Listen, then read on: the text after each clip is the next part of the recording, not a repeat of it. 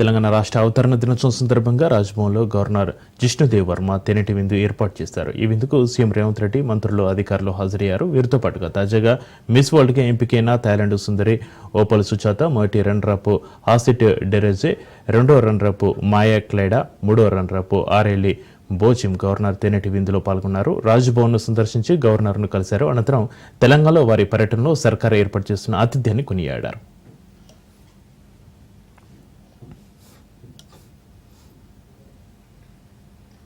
Since I first stepped in the land of Telangana, I can feel the warmth not only from the sun but also from the people here that are welcoming us with so much love and big smiles on their face.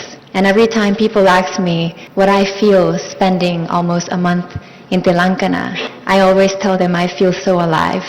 Because to me, the culture, the traditions, everything makes me feel so alive and makes me feel so much warm and so much love, and I can really feel the beauty of Telangana through the places and the people that are here with us. To me, Telangana is a place where it blends the combination of culture and progress and innovation.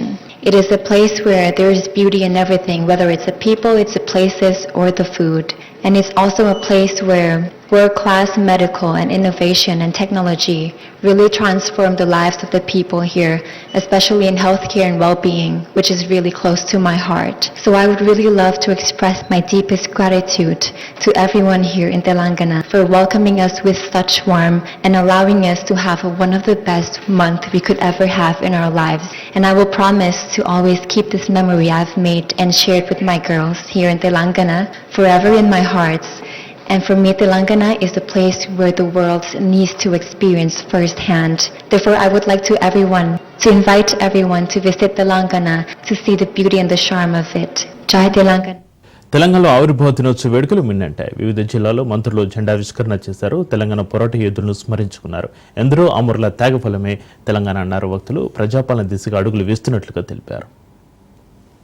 పోరాటంలో అసూలు బాసిన అమరవీరులందరికీ ఘనంగా నివాళులు అర్పిస్తున్నాను. ఎందరో అమరవీరుల త్యాగాల పునాదుల మీద ఏర్పడిన తెలంగాణ రాష్ట్రం ఈ రోజు అన్ని రంగాల్లో దశ దిశల వెలుగులు విరజమ్ముతుంది. అభివృద్ధి, సంక్షేమం, సమపాలనలో రంగరించి రోడ్డు గుర్రాల తరహాలో సుపరిపాలన దాన్ని పరుగులు పెట్టించడంలో సఫలీకృతమయ్యామని రాష్ట్ర ప్రజలకు తెలియజేస్తున్నాను. తెలంగాణ రాష్ట్రాన్ని భారతదేశంలోనే ప్రపంచ స్థాయిలో అగ్రస్థానంలో నిలిపేందుకు గౌరవ ముఖ్యమంత్రి రేవంత్ రెడ్డి నాయకత్వంలో తెలంగాణ రైజింగ్ 2047 విజన్ తో ప్రజా ప్రభుత్వం ముందుకు సాగుతుంది. ఈ విజన్ డాక్యుమెంట్ భవిష్యత్ తెలంగాణకు ఒక భగవద్గీతగా, ఒక బైబిల్ గా, ఒక ఖురాన్ గా ఇది తెలంగాణ రూపురేఖల్ని మార్చివేస్తున్నది. రాష్ట్రంలో 1 కోటి మంది ఆడబిడ్డలను కోటీశ్వరులను చేయాలనే సంకల్పంతో ప్రభుత్వం అనేక కార్యక్రమాలు చేపట్టింది. మహిళలు పెట్రోల్ బంకుల నిర్వహణ, మహిళా శక్తి క్యాంటీన్ల నిర్వహణ చేపట్టాం. శిల్పారామంలో 100 ఇందిరా మహిళా శక్తి స్థానాలను ప్రభుత్వం ప్రారంభించింది. మహిళా సంఘాల ద్వారా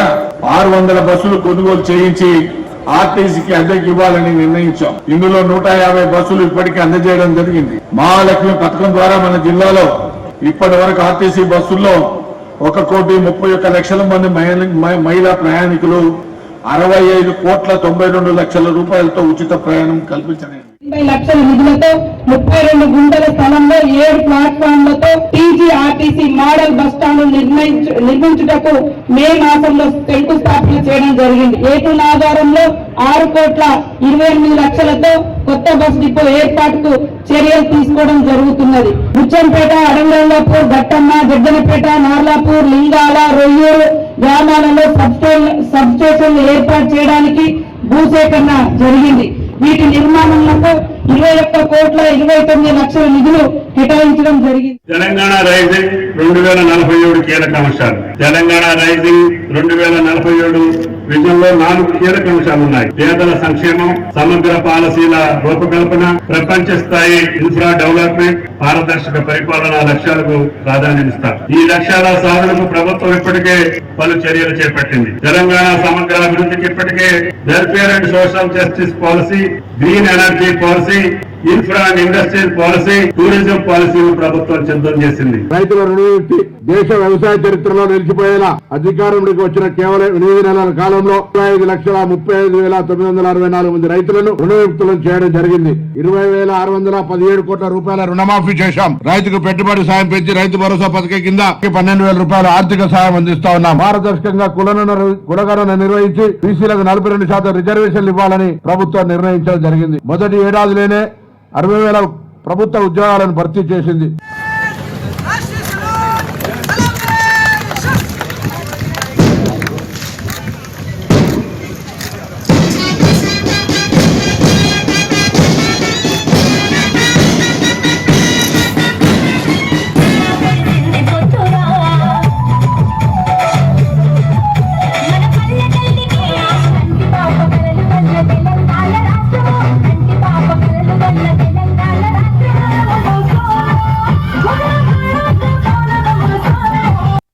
భద్రాద్రి కొత్తగూడెం జిల్లా ఎమ్మెల్యే క్యాంపు కార్యాలయంలో సిపిఐ రాష్ట్ర కార్యదర్శి స్థానిక ఎమ్మెల్యే కోనంనేని సాంబశివరావు జాతీయ జెండాను ఆవిష్కరించారు. 11వ తెలంగాణ ఆవిర్భావ దినోత్సవం సందర్భంగా కొత్తగూడెం క్యాంపు కార్యాలయంలో జాతీయ జెండాను ఆవిష్కరించారు.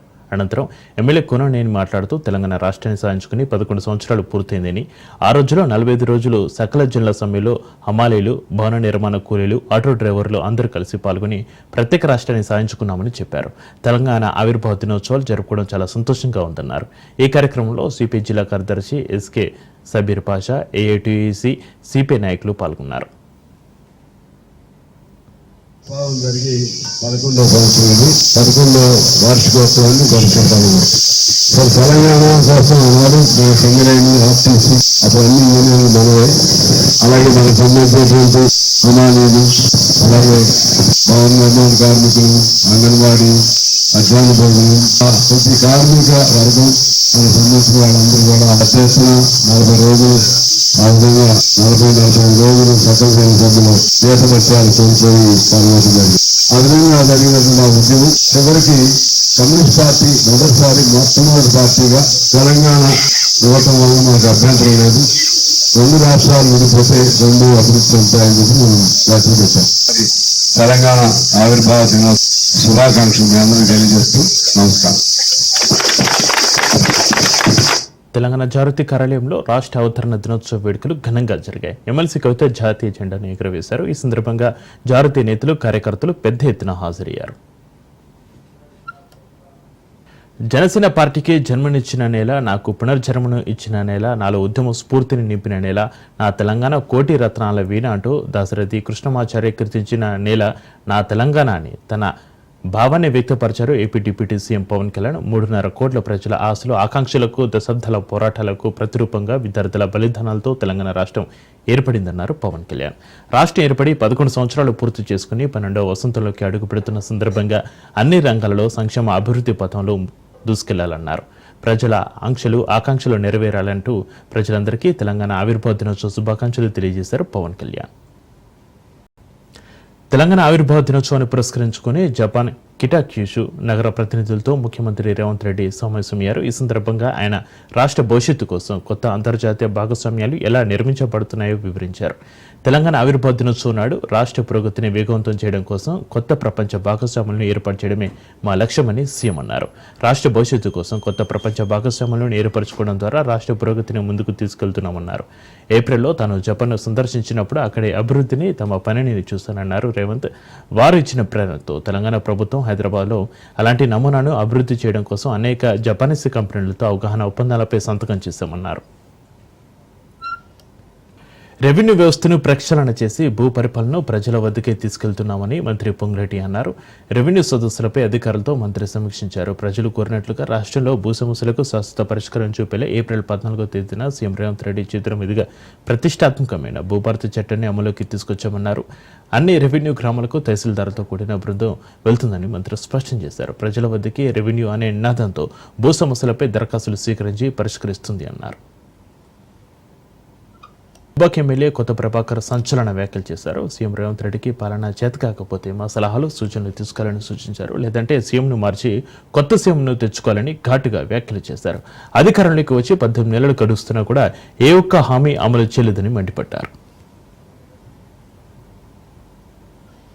మరి ఈ ప్రభుత్వం గతంలో ఎలక్షన్ కి ఇచ్చిన అట్టర్లీ ఫ్లాప్, ఏది చూసినా అట్టర్లీ ఫ్లాప్. మళ్ళీ ఒక కొత్త డ్రామా ఏంది, యూత్ దగ్గర అయిదాము, మళ్ళీ ఇంకేమో చేద్దాము, ఇంకేమో ఉద్ధరిద్దాం అని చెప్పి రాజీవ్ యువ వికాస్, ఏంది రాజీవ్ యువ వికాస్, ఇది కూడా బర్బాద్ అయిపోయింది. దీన్ని కూడా ప్రజలు నమ్మేటట్లేరు. ఎందుకో మరి కొత్త డ్రామా చేసి నేను కొత్త ఉద్యోగాలు ఇస్తా, 50 లక్షలు, 1,00,000, 2 లక్షలు, 3 లక్షలు, 4 లక్షలు, 50% సబ్సిడీ ఇస్తా, 100% సబ్సిడీ ఇస్తా. సీఎం రేవంత్ పై దుబ్బాక ఎమ్మెల్యే చేస్తున్న వ్యాఖ్యలను పీసీసీ వర్కింగ్ ప్రెసిడెంట్ జగ్గారెడ్డి ఖండించారు. సీఎం రేవంత్ గురించి మాట్లాడే పర్సనాలిటీ కొత్త ప్రభాకర్ రెడ్డిది కాదన్నారు. కొత్త ప్రభాకర్ ఎంపీగా ఉన్నా ఎమ్మెల్యేగా ఉన్నా కూడా కేసీఆర్ వద్ద అటెండర్ పోస్ట్ అని ఎద్దేవా చేశారు. బీఆర్ఎస్ ప్రభుత్వంలో రాష్ట్ర ఖజానా మొత్తం ఖాళీ చేస్తే అప్పుడు లేవని ప్రభాకర్ గొంతు ఇప్పుడు ఎందుకు లేస్తుందని అన్నారు. 10 సంవత్సరాలు మెదక్ ఎంపీగా ఉన్నారుగా, మరి ఎన్ని నిధులు తెచ్చారు, ఏ అభివృద్ధి చేశారని ప్రశ్నించారు జగ్గారెడ్డి. ముఖ్యమంత్రి రేవంత్ రెడ్డిని పరిపాలన పరంగా విమర్శిస్తూ ఆయన చేంజ్ చేసుకోండి అని నువ్వు అంటావు. నువ్వే చెప్పనీకే ముఖ్యమంత్రి రేవంత్ రెడ్డిని చేంజ్ చేసుకోండి అని సలహా ఇచ్చేంత పర్సనాలిటీ నీది కాదు, ఆ కెపాసిటీ నీకు లేదు. ఎందుకంటే 2 సార్లు ఎంపీ ఉన్నా, ఇప్పుడు ఎమ్మెల్యే ఉన్నా, నువ్వు కేసీఆర్ దగ్గర ఒక అటెండర్కి నిలవరాల్సిందే నీ పొలిటికల్ లైఫ్. నువ్వు ఒక ఎమ్మెల్యే ఉండవు, అపోజిషన్ పార్టీ ఎమ్మెల్యే కాబట్టి ముఖ్యమంత్రి రేవంత్ రెడ్డిని విమర్శించాలనే ప్రయత్నం నువ్వు చేశావు. నేనేమంటానంటే నువ్వు 10 ఏళ్ళు ప్రజల మధ్యలో లేని నాయకుడు. ఈ రాష్ట్రంలో టీఆర్ఎస్ గవర్నమెంట్ ఉండే, ఈ ఒక పార్టీ పరిస్థితి. కోడపల్లి పోలీస్ స్టేషన్ పరిధిలో డ్రగ్స్ పట్టుకున్నారు పోలీసులు. ఆంధ్రప్రదేశ్ అద్దెంకి నుంచి తెచ్చి వివేకానంద నగర్ కాలనీలో డ్రగ్స్ విక్రయించేందుకు యత్నించిన 6 వ్యక్తులను పోలీసులు అదుపులోకి తీసుకున్నారు.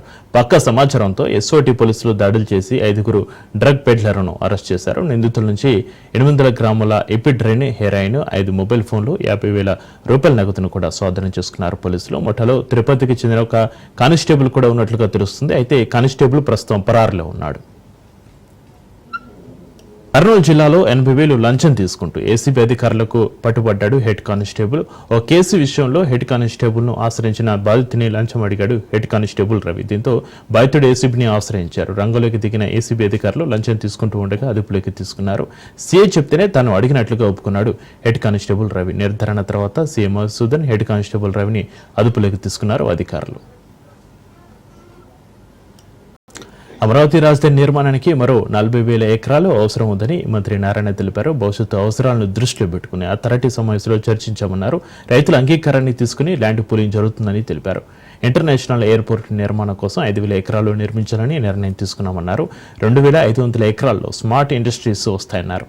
వీటితో పాటుగా 2,500 ఎకరాలకు స్పోర్ట్స్ విలేజ్ నిర్మాణం చేపట్టాలని నిర్ణయించామన్నారు. ఇక ల్యాండ్ పూలింగా లేక యాక్విజిషన్ అన్న దానిపై అభిప్రాయ సేకరణ చేయాలని ఎమ్మెల్యేలకు చెప్పామని మంత్రి స్పష్టం చేశారు. అదే 10,000 ఎకరాలు అంటే మనకు మిగిలేది 25% అది చేయటానికి. అంటే ఒక 40,000 ఏకర్స్ తీసుకుంటే ఈ యొక్క 10,000 ఎకరాలు మనకు మిగులుతుంది.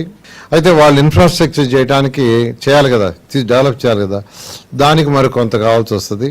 దాని మీద ఫస్ట్ యాక్చువల్గా గ్రామాల్లో ప్రజల అభిప్రాయం తీసుకోమని 2 ఎమ్మెల్యేలకు చెప్పాము. అటు శ్రావణి గారికి, ఇటు భాష్యం ప్రైవేట్కి 2 చేస్తున్నారు. నేను అనుకోవడం ఇంకో 15 రోజులు ఒక క్లారిటీ వస్తుంది. దాని మీద వీలైనంత వరకు ల్యాండ్ పుల్లింగ్ లో తీసుకోవాలని, లేదు కాదు అంటే ల్యాండ్ అక్విజిషన్. ల్యాండ్ అక్విజిషన్ అయితే వెరీ సింపుల్, 10,000 ఎకరాలు చేస్తే సరిపోద్ది. 10,000 ఎకరాలు తీసుకుంటే డైరెక్ట్ గా దాన్ని వాడేస్తాం, అసలు ఇబ్బంది ఉండదు. రైతు కూటమి ప్రభుత్వంపై వైసీపీ నేత సజ్జల రామకృష్ణారెడ్డి విరుచుకుపడ్డారు. ఏపీలో ఆటవిక పాలన నడుస్తుందని ధ్వజమెత్తారు. రెడ్ బుక్ పేరుతో అధికార దుర్వినియోగానికి పోలీసు యంత్రాంగాన్ని వినియోగించుకుంటున్నారని మండిపడ్డారు. చట్టాల ప్రకారం పనిచేయాల్సిన పోలీసులు ప్రభుత్వానికి అనుకూలంగా పనిచేస్తున్నారని విమర్శించారు. గుంటూరు జిల్లా జైల్లో ఉన్న మాజీ ఎంపీ నందిగం సురేష్, పార్టీ నేత తురాక కిషోర్లను సజ్జల పరామర్శించారు. వైసీపీ నేతలపై ఒకదాని తర్వాత మరొక కేసు నమోదు చేయడం, బెయిల్పై బయటకు రాగానే పాత కేసులో అరెస్ట్ అంటూ మళ్లీ జైలుకు పంపడం చేస్తున్నారని సజ్జల మండిపడ్డారు. సామాన్యులు, జర్నలిస్టులపై కూడా రాజ్యహింసను ప్రయోగిస్తున్నారని దుయ్యబట్టారు. ఉంటే స్క్రిప్ట్ పక్కాగా ఉంటే ఆ పాత్రలో అంబటి రాంబాబునైనా తీసుకురావచ్చు, విడదల రజనీనైనా తీసుకురావచ్చు, నాగార్జునైనా తీసుకురావచ్చు, ఇంకోరినైనా తీసుకురావచ్చు, జగన్మోహన్ రెడ్డి గారి వరకైనా పోవాలంటే పోవచ్చు అని చూపే ప్రయత్నం, ఆ దిశగా ఏదంటే కథలు అల్లుకుంటూ మొదలయ్యారు. ఈ ధైర్యం ఎక్కడి నుంచి వచ్చింది? ఆ రోజు మొదలు పెట్టిన ఇది ఆ తర్వాత ఇక్కడికి వచ్చేసరికి ఇలాగే జరుగుతుంది అనుకున్నాం, వార్నింగ్ ఇస్తూ వచ్చాం, అలాగే జరుగుతూ వచ్చింది. ఇప్పుడు అమాయకుల మీద కూడా పడుతున్నారు. పొలిటికల్ యాక్టివిస్ట్ కాదు, నాయకులు కాదు, సింపథైజర్స్ దాటి సామాన్య జనం మీద. దాన్ని ఎట్లా బయటికి రాకుండా చూడాలి ఒకసారి వచ్చాక. అలాగే తురకా కిషోర్ అని ఆయన మీద 7 కేసులు, వాళ్ళ తమ్ముడికి అసలు సంబంధం లేదు, బెంగళూరులో ఎక్కడ ఉంటాడు, ఆయన మీద 3 కేసులు, ఆయన మున్సిపల్ చైర్మన్. ఇక విజయవాడ ఆయుష్ ఆసుపత్రి నుంచి మాజీ ఎమ్మెల్యే వల్లభనేని వంశీ డిశ్చార్జ్ అయ్యారు. అనారోగ్య సమస్యలతో బాధపడుతున్న ఆయన్ను కోర్టు ఆదేశాలతో పోలీసులు 3 రోజుల క్రితం ఆసుపత్రిలో జాయిన్ చేశారు. దీంతో శ్వాస సంబంధిత సమస్యకు వైద్యులు చికిత్స చేశారు. ప్రస్తుతం సాధారణ పరిస్థితి నెలకొనడంతో వంశీని ఆసుపత్రి నుంచి వైద్యులు డిశ్చార్జ్ చేశారు. ఈ మేరకు ఆయనను మళ్లీ విజయవాడ జిల్లా జైలుకు తరలించారు. అయితే వంశీ ఆరోగ్య పరిస్థితిపై ఈ నెల 5న కోర్టుకు వైద్యులు పూర్తి రిపోర్టును అందించనున్నారు. కాగా పలు కేసులు ఆయన రిమాండ్ ఖైదీగా విజయవాడ జిల్లా జైల్లో ఉన్నారు. కొన్ని కేసులు లోతుగా విచారణ కోసం వంశీని కస్టడీకి తీసుకుని విచారించారు. అయితే పలుమార్లు అనారోగ్యానికి గురయ్యారు. శ్వాస తీసుకోవడంలో ఇబ్బంది పడుతున్న ఆయనను ఆసుపత్రికి తరలించి చికిత్స అందించారు. నటుడు సోను సూద్ తిరుమల శ్రీ వెంకటేశ్వర స్వామివారిని దర్శించుకున్నారు. కుటుంబ సభ్యులతో కలిసి స్వామివారి సేవలో పాల్గొన్నారు. స్వామివారిని దర్శించుకుని మొక్కులు తీర్చుకున్నారు. వేద పండితులు రంగనాయకుల మండపంలో ఆయనకు వేద ఆశీర్వచనం అందించగా ఆలయాధికారులు స్వామివారి తీర్థ ప్రసాదాలు అందజేశారు. సినీ పరిశ్రమలోకి అడుగుపెట్టి 25 సంవత్సరాలు అయిందని నటుడు సోను సూద్ అన్నారు. ప్రజలంతా సుఖ సంతోషాలతో ఉండాలని, ప్రపంచ శ్రేయస్సు కోసం స్వామివారిని ప్రార్థించారని చెప్పారు సోను సూద్.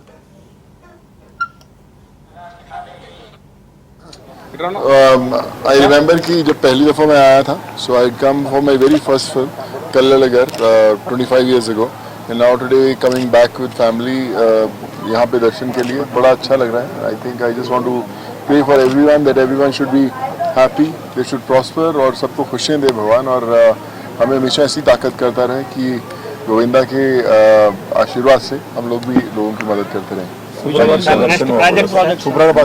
नेक्स्ट प्रोजेक्ट अभी we are starting a film called Nandi, जो मैं एक्ट भी कर रहा हूँ, डायरेक्ट भी कर रहा हूँ. सो सितंबर में शुरू होगा. गोविंदा के दर्शन के लिए जरूर आएंगे. आज सुप्रभातम दर्शन हुआ है और दिन की शुरुआत हुई है. बहुत अच्छा है and I pray for everyone in this world. Thank you so much. IPL cricket final match కి సమయం ఆరంభమైంది. అహ్మదాబాద్ వేదికగా రేపు ఐపీఎల్ ఫైనల్ మ్యాచ్ జరగనుంది. అద్భుతమైన ఆట తీరుతో ఆర్సీబీ జట్టు ఫైనల్ కు చేరుకున్నారు. ఇక నరేంద్ర మోడీ స్టేడియంలో పంజాబ్ కింగ్స్ తో పోటీ పడనున్నారు. అయితే దాదాపు 11 ఏళ్ల తర్వాత ఐపీఎల్ ఫైనల్ కు పంజాబ్ కింగ్స్ చేరుకోవడంతో అందరి దృష్టి ఆ టీం పైనే ఉంది. పంజాబ్ కింగ్స్ విజయం ఖరారు కాగానే జట్టు యజమాని బాలీవుడ్ నటి ప్రీతి జింట ఉత్సాహాన్ని ఆపుకోలేకపోయారు. ఆనందంతో సంబరాలు చేసుకున్నారు. స్టాండ్స్ లో చిందులేస్తూ కనిపించారు. ఇక ఆ తర్వాత మైదానంలోకి వచ్చి ఆటగాళ్లతో కలిసి సెలబ్రేషన్స్ లో మునిగిపోయారు. Captain Shreyas Iyer, head coach Ricky పాంటింగ్లను ఆలింగనం చేసుకున్నారు. మైదానంలో శ్రేయస్ కు కొంటగా కనుకొట్టింది సొట్ట బుక్ల సుందరి. ఇప్పుడు ఆ దృశ్యాలు సోషల్ మీడియాలో బాగా వైరల్ అవుతున్నాయి.